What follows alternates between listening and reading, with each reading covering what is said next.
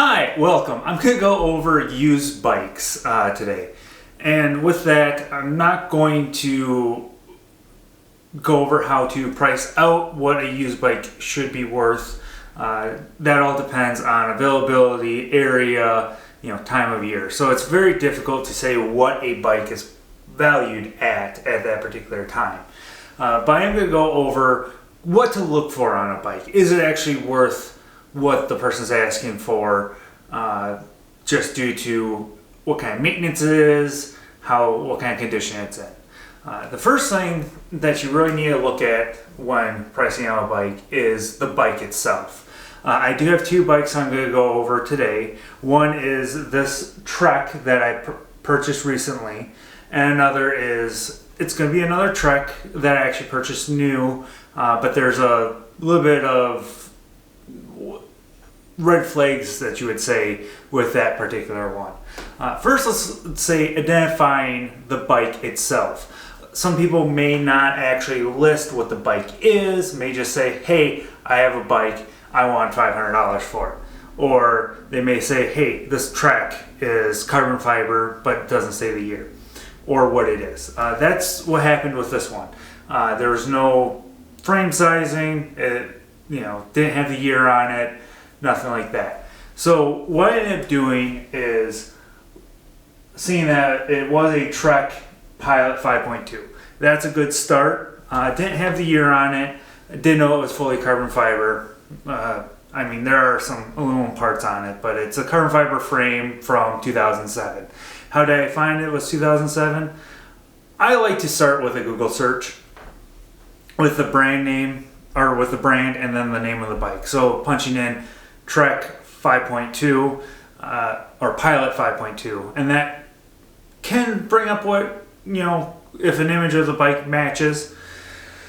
Otherwise, throwing in, hey, it's a pink Trek Pilot 5.2 carbon fiber, that may give you a more narrowed down idea. Once you go to there, you can go to the manufacturer website and find out, hey, what kind of components are on it. Finding out that it's a carbon frame fork with aluminum ends for the dropouts, and the rear triangle has that, and that it came with Shimano Ultegra 3x10. So it's a 30 gear bike. It's all Ultegra, but it is from 2007. So once you have the bike identified, there are a few things that you want to take a look at, especially with carbon fiber. If the frame is damaged in any way, cracks, stuff like that, the bike could be totaled. You're not going to want to spend $500, $1,000 on a bike that may not have a good frame. So looking over the chain stays, derailleur hanger, and where the bottom bracket is. The bottom bracket area is going to be where a lot of the stress of carbon fiber bikes is, and a lot of older ones. I do know there's some people have bought them and found that there's cracks by the bottle cages and where the seat post goes in. So just looking over the frame for cracks and nicks and stuff like that. This one does have a paint chip right here. There's no crack in it. It's all cosmetic in the paint, so there wasn't anything I was too terribly worried about. So once you are okay with the frame, that it itself is fine, and you're not going to run into any issues with the frame being totaled out. The next thing is to look at the components.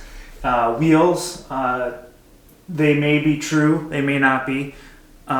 Taking a spin and actually taking a look between the brake track and the brakes, especially on a disc or on a rim brake wheel, you can see if the tire waves back and forth. And if it does, it's not necessarily the worst thing in the world.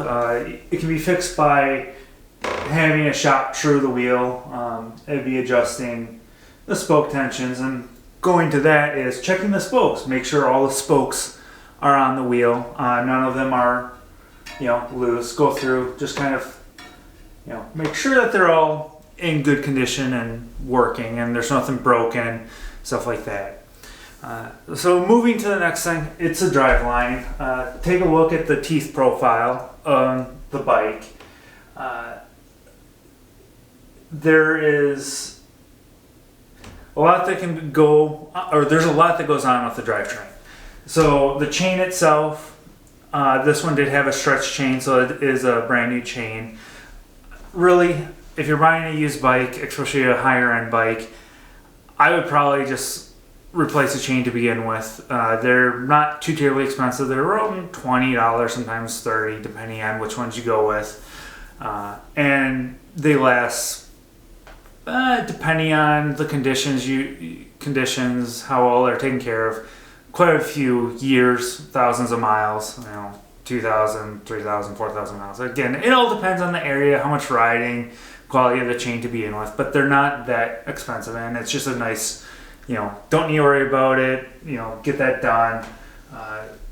But once you look at the front, make sure that there's nothing wrong there. Take a look at the back again, make sure that there's no rounded off teeth, all the teeth are there, there's no visibly damaged items. Again, it's all about visual damage. If something doesn't look right, chances are there's something wrong. I mean, the teeth, they do follow a pattern. These ones do have grooves, kind of, or like a ramping profile to help with shifting. Same with the back. But if it doesn't follow a pattern, or if something's like really weird, chances are it might need to be replaced. All these components can be replaced. It's something that's going to total the bike out. Chain ring can be replaced. A cassette can be replaced. It might be a way to negotiate down on the price. Next thing to kind of look at is make sure that the jockey wheels are fine. There's tension there. Everything kind of moves freely. There's no clunks, anything like that. The thing that did get me on this bike was the shifting cable was snapped, so we couldn't test the shifters. And if I would have actually looked into it a little bit more, I would have known that there was issues with them.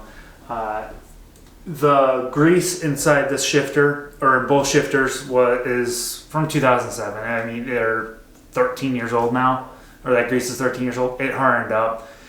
It actually prevented these shifters from shifting. I mean, it was not good. So once I replaced the cables and cable housings, and that's the other thing. See, take a look at the cables. If they're visible, make sure there's no rust, that they're kind of tight. The brake cables on this bike have not been replaced, and I guess I will bring you guys closer to take a quick look at the brake cable. It is kind of tarnished a little bit, and could probably use to be replaced at some point, but it's nothing the ordinary. Again, cables aren't too much, but with this particular bike, like I said, the shifters did cause some issues. The grease was hardened up. It didn't want to shift. It wasn't clicking. I mean, I could get some shifts in there, but it was very hit or miss. And then it wasn't a big deal. Just sprayed some WD-40 in there, worked out the old grease, got everything cleaned out of there, and it worked. Started shifting great. Of course, there's no grease in there now. Once I removed all the grease, all that lubrication is gone. But looking up things, I did find out that how to get to repack grease in there.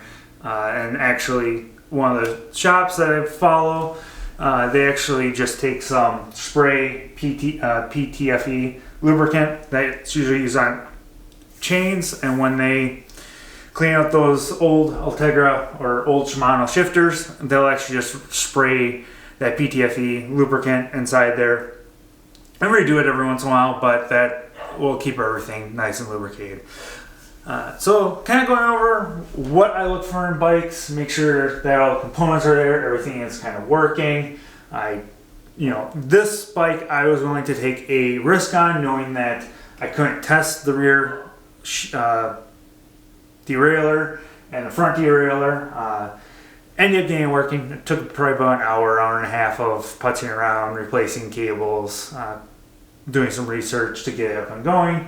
But the rest, the frame was great, the brakes are new, and then stuff like that. So overall, kind of looked through, I did get bit on a few things of, hey, the bike's in perfect condition. Well, I get home and go, oh, the shifters don't work. I should have gone around and made sure that things click, make sure everything moves freely, because I would have known that there's issues there. But again, it was the girlfriend's bike. She was the one that I was looking at. I was just making sure that the frame wasn't damaged. That was my high concern of, hey, it's a carbon frame. There might be issues. I wanted to make sure we were getting bit on the frame.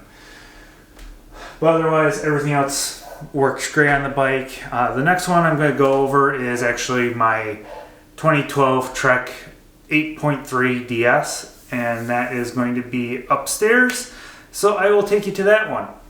So now we're up in where my trainer setup is. So this bike is now only on a training year-round trainer. I have a few other bikes. This one is the first adult bike I bought, graduation gift for high school. So I have some sentimental value on it, and that's also why there's some red flags if I were to sell it. The first thing, again, it is a 2012 Trek 8.3 DS, or DS 8.3. It was originally white, red, and black. So if we take a look, it is metallic green with gold Trek stickers. It did come with a 3x8 system and mechanical disc brakes. So what did I do to this bike that makes it a red flag? Well, again, the color's different. So stickers, they're very easy to be bought off of eBay. You can go on there, you can get Trek stickers, you can get stuff, you can get Specialized, Giant, whatever, in any color that you want, any style, to a degree. I mean, there are things out there that you may have in your head that is not necessarily relatively available, but there's always stuff that can be custom made. So this could be a Walmart bike that I stripped down, painted green, and thrown Trek stickers on it. So that's where it comes down to, if there's something that doesn't have a model listed on the bike and the person doesn't tell you what bike it is, they just go, oh, it's a Trek. Well, that's a huge thing of going, okay, why do you not know what model it is? What is that bike exactly going to be? So for this, you can look it up. I have the original receipts. I have everything original. I have the pictures from stripping it down, changing it out, and stuff like that. So I have the option of going over the history of the bike. Not everyone's going to have necessarily that history. Looking up the model, I can say, hey, it's a Trek from 2012. It's the middle dual sport, the 8.3 dual sport. The components listed on the website don't match this bike. The only thing that's original is going to be the front wheel, the fork, the frame, and the seat post. That's literally the only thing that's original to this bike, and even the frame, it's a different color. So what did I exactly do to this bike? I took the stickers off the fork. So even that, you can't verify that's the same one that came on the bike, but it's a cheap, hybrid fork, so it's nothing too terribly special. The front wheel, again, I removed the branding on it, so can't even verify that that's original. And the front caliper and the rear caliper are both Shimano SLX. Shimano is listed on those. You can verify what they are. So there's using quality components helps, especially since it's not unbranded items. The front bar or the bars are Race Face Atlas and the drivetrain is a mixture of Shimano XT and it's a race face crankset. So I did change it to a 1x10 setup, and with that, we can kind of look at what it is. I mean, the other thing, I mean, there's only so much you can say about a bike that's been changed out. You can go through, you can value up all the components, kind of look up to see what it is, kind of see the craftsmanship. I did paint this, and I will admit there's issues with the frame. The primer I decided to use, it was not good. The paint is prone to chipping. Like there's this giant chip here that came. The entire downside of this tube was chipped. I actually added a gold wrap, more or less, to both the down tube and the chain stays due to the paint chipping, and that just adds a little bit more protection. Again, I have no plans to ever sell this bike. There's some sentimental value to it, but if someone is selling a bike and it just doesn't line up with what they say it is, that shows a huge red flag on exactly what they would be looking for, what they would ask for it. And that's the issue with going to like the marketplace or Craigslist or something like that. If someone wants to pull one over on our person, it's all on the buyer's responsibility to figure out what it is. Once money changes hands and you write off, there's no shop that you can go to going, hey, you sold me this, it broke, hey, it's finding out after the fact that it's not what you said it is. There's nothing to protect a buyer from that. So doing your research, looking over things, don't make a rush decision.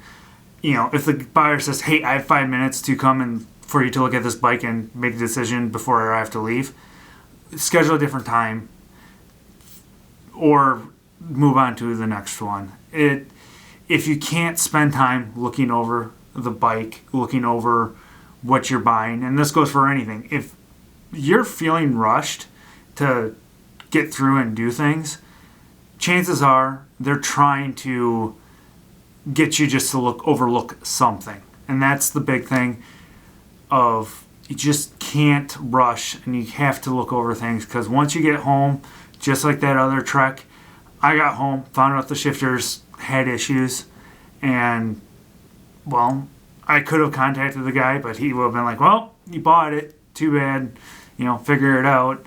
And there's no responsibility on his end once you leave. So just do your research, make sure that you have a number in your head that you want to pay for a bike, in what condition, and if you're willing to do any work to it. There's a few things I would always kind of price into a bike. Replacing the cabling. I do plan to replace the brake cables and housings on the bike downstairs, or that truck at some point. Doesn't need to be done right now, but it's something that I would recommend doing if you are looking at a bike, is cabling, housing, getting the bike basically shifting like new, and then the chain. Those are the three main things I would change out. Tires are one thing that you can look at, and that's kind of what it is tires, cables, housings, chain, maybe some bearings, depending on exactly what you all want to do and what kind of condition you want the bike in. As long as nothing's loose, rattling, stuff like that, you should be good. It just all comes down to using your best judgment on whether or not that is what you are looking for and what you're expecting. So hopefully that was helpful. Hopefully going over a bike that doesn't resemble anything that originally was kind of helps throw some red flags up with other things that someone may or may not be trying to get out over you. But good luck. Hopefully you guys find a bike. Hopefully this helped. So have a good day.